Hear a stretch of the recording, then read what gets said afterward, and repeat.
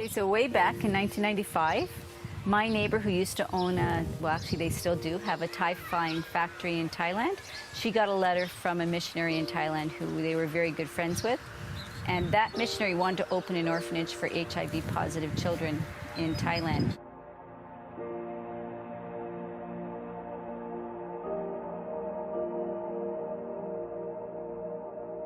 But she needed $17,000 to do it, so she sent a letter to my neighbor and said, you know what, do you have any rich friends? Because I made a deal with God that if he gave me this one orphan, that I would open an orphanage. I said, can I have the letter? And I wrote the neighbor back and I said, you don't know me, but I'm Faith's friend, and I'm going to raise you that $17,000. We baked tons and tons and tons of pies. And we sold them and we raised $23,000 our first year. And we were able to open our first home in Thailand for HIV kids. And then John and I got the opportunity when we went there to run the home because the couple had to go on furlough. And while we were there, I said to John, you know, this is what I was created to do. This is what I was born to do. When we got back to Canada, we thought, you know, we wanted to help more kids. So we decided to go to Africa. We're on the boundary of two townships. One is called Chipakulusu and the other one's called Nkwazi. And this is one of the shanty slum where most of our kids come from. So without education, these kids are stuck in a very vicious cycle of poverty. They won't even be able to get a job as a clerk. So they'll end up doing manual labor, and life is very, very difficult for their kids.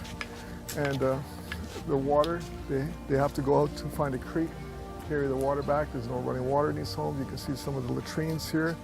There's no kitchens. They cook outside on charcoal. So it's extremely difficult. And with the HIV epidemic, it's wreaking havoc in these communities. And then in 2005, we got antiretrovirals, which are the drugs that HIV people take. In Canada, people no longer need to die from HIV if they live a healthy lifestyle and they take the medication. They can be undetectable, they can get married, they can have children. So we thought, you know what, that's what we want to do for our kids. So the vision shifted from being a home for children that are going to die to a vision of giving children a life that's going to give them a future. And people say, well, with the ARVs that we have nowadays, why are people still dying? And the ARVs are free in this country, but the lab work is not. It's very, very costly for them. And the other thing about ARVs is you need to have a good nutrition. You need to live healthy. You need to have clean water. You need to be able to sleep properly and have a healthy lifestyle. Well, look around. This is a very difficult place to live healthy, to eat healthy, to drink healthy water. So it's we find a lot of orphan children. We find a lot of sick children here. And life is desperate.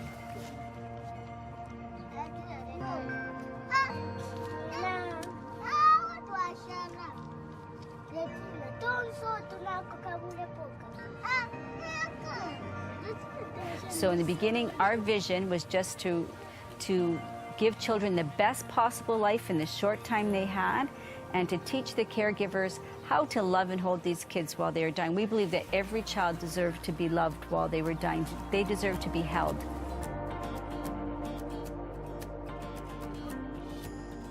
Somebody once said to me, you know, well, how do you hold dying children, Susan?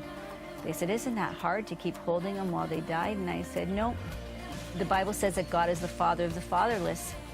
So to me, it was such a great privilege that God allowed us to physically hand him his children. So now our first objective is to raise children to love and serve God. And our second objective is to give them an education, to give them the tools they need to be whatever God's called them to be, whether it's a teacher, a doctor, a welder, whatever it is, a pastor. We want to be able to give them those tools. And with the education system here in high school having 60 to 90 kids per class, and our kids having a rough start to life, we knew we had to build our own school to give them a good quality education. So we decided to buy land and build a school. And I remember the first person I mentioned it to, they thought, Susan, you know what? You only have a college diploma in business administration. How are you going to build a school? And I said, that's the beauty of it. I don't have to.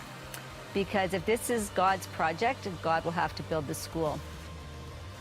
I'm Patricia Sanjiva, the principal of Grace Academy. And Grace Academy is a unique school in Ndola. These children are HIV positive and they are vulnerable, meaning that their families couldn't support them, like take them to school or provide medication. So Seeds of Hope has come in to help these children.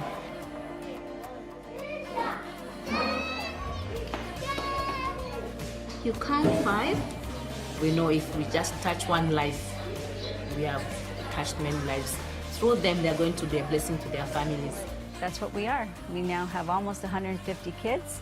We raise them to love and serve God. Our first graduating class, we have 1 girl in nursing, 1 studying engineering, 1 getting a Bachelor of Education, and 1 studying medicine. We had our first graduate finish school, and he is a welder, and he just got a job. As somebody once used an analogy of a gem. When you see a gemstone, it's actually raw, but God takes these stones and he polishes them and he makes them into a beautiful gem. And so that's what we want to do. We want to take these kids that society doesn't want, that everybody has shunned, and we're going to make them into, you know, the teachers and pastors and engineers, and God's going to use them to bring him glory. That's what Seeds of Hope's all about. That, you know, that's our deepest prayer, is that these kids' lives will bring God glory. Every time we've needed someone, God has brought that person at the exact time that we needed them. And it's always confirmation that God is in this project.